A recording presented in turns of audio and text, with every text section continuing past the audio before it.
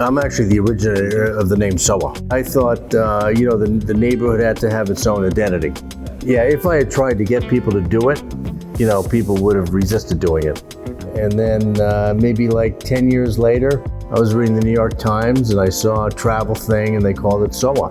The SoWa Power Station, when it was first built, provided the energy for what was the first American railroad system that happened to me in Boston. So it's quite iconic in that way, where it really set the stage for how a building of this grandeur really supports infrastructure for the city. But it only supplied electricity for like 10 years.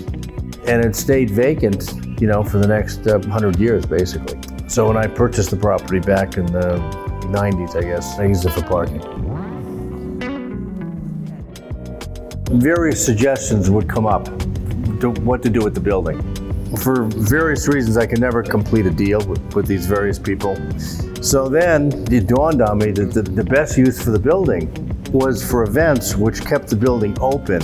And then if the building was kept open, then you could really appreciate the architecture of the building. When you're restoring a building like this, how do you make that judgment call of how much to restore or how much to take down? I think you had 4 full-time masons for like a year and a half, just repointing and restoring the brickwork. If you want a good urban neighborhood, you need people. People aren't going to open up stores if there's no people and people spending money. That's one of the reasons I started doing these SoWa Sunday events, is to get people here. Mario was so committed to creating a neighborhood. Now, with all the events that are happening, people are discovering SoWa, and that has reflected on all the businesses here. What this allows me to do is to grow my businesses in a community that supports us. We get really excited about working on a building like the SoWa Power Station because there's so much inherent quality that you simply can't get today if you were to start from the beginning. There was always a school of thought before, hey, if you have an old building, you make the addition old, you make it feel like one.